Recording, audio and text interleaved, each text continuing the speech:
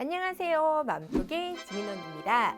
오늘은 우리 아이가 태어나자마자 첫 번째로 해야 되는 바로 출생신고에 대해서 알아보도록 하겠습니다.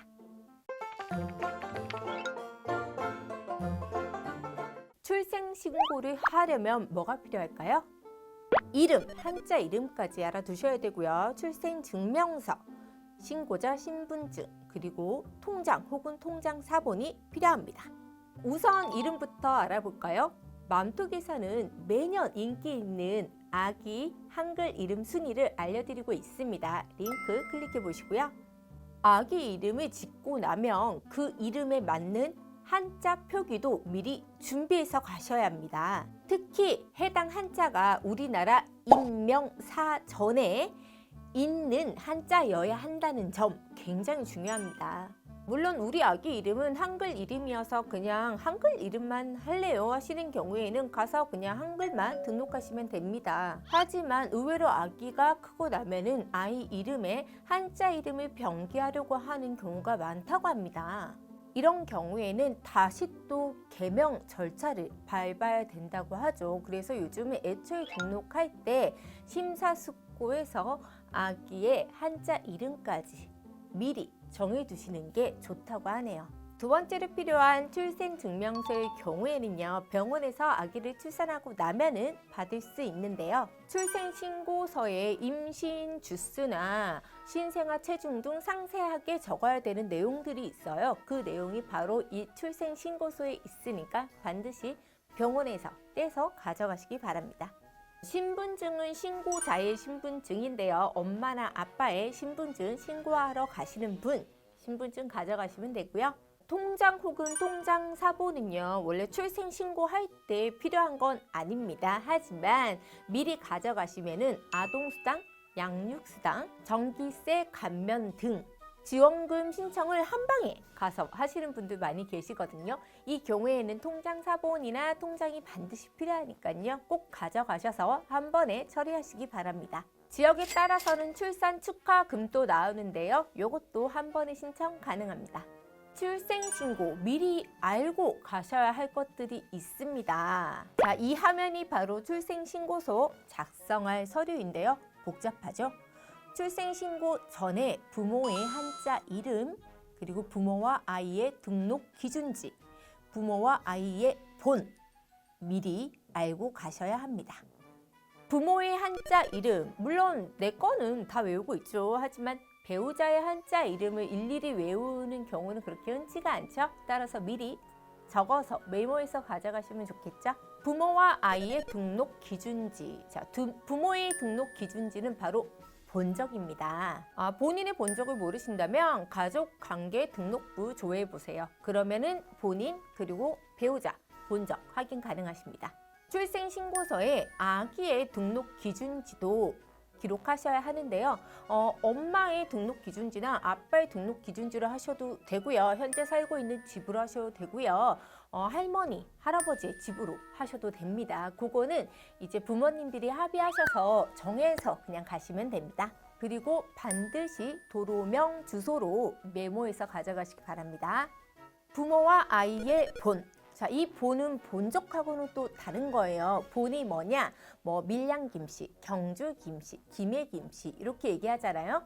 얘기할 때 요 앞에 밀양, 경주, 김해 요게 바로 본입니다. 본은 반드시 한자로 기재해야 되기 때문에 한자 미리 메모해 가시는 게 좋겠죠? 그리고 보통 아이들은 아빠의 본을 그대로 따르시면 됩니다. 출생신고 언제까지 해야 하나요? 출생신고는 태어나서 30일 이내에 하셔야 되는데요. 만약에 30일이 넘게 되면은 과태료를 내게 되어 있습니다. 보시는 화면과 같이 과태료는 초과 기간에 따라서 10,000원부터 50,000원까지 나눠지게 되어 있는데요. 하지만 아기 이름 때문에 너무 고민이 돼서 한 달 이내에 출생신고를 못하는 경우도 있을 수 있죠. 하지만 과태료를 내더라도 아기 이름을 정하는 건 굉장히 중요한 일이니까 심사숙고해서 신청하시기 바랍니다. 자, 이 출생신고 어디서 해야 하나요? 자, 방문하시거나 우편으로 하시거나 온라인, 인터넷으로 하시는 방법이 있는데요. 방문은 구청이나 주민센터에서 가능하십니다.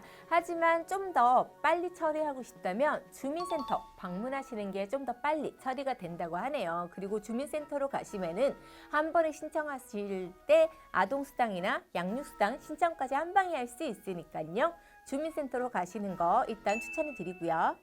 하지만 거주지가 아닌 곳에서 신청을 해야 된다. 이런 경우에는 구청에 가셔서 신고를 하셔야 합니다. 나의 거주지는 서울인데 친정이 부산에 있어서 만약에 나는 부산에서 아기를 낳았다. 근데 신고는 서울로 해야 된다. 그렇다면 부산에 있는 구청 가셔서 신고하시면은 내가 사는 거주지 주민센터로 데이터가 넘어가게 되어 있다고 합니다. 자, 그리고 두 번째 우편으로도 가능하다고 하는데요. 병원에서 발급한 출생 증명서와 부모의 주민등록증 사본 한 부, 그리고 작성한 출생신고서를 봉투에 담아서 거주지 주민센터로 등기로 발송하면 된다고 합니다. 일부 병원에서는 이 서비스를 제공하고 있다고도 하네요. 하지만 앞서 말씀드린 아동수당이나 양육수당 신청하시려면 그냥 주민센터로 직접 가시는 게 좋겠죠. 그리고 세 번째, 온라인으로 간편하게 출생신고하는 방법이 있습니다. 이렇게 전자가족관계 등록 시스템에 들어가셔서 출생신고를 하실 수 있는데요.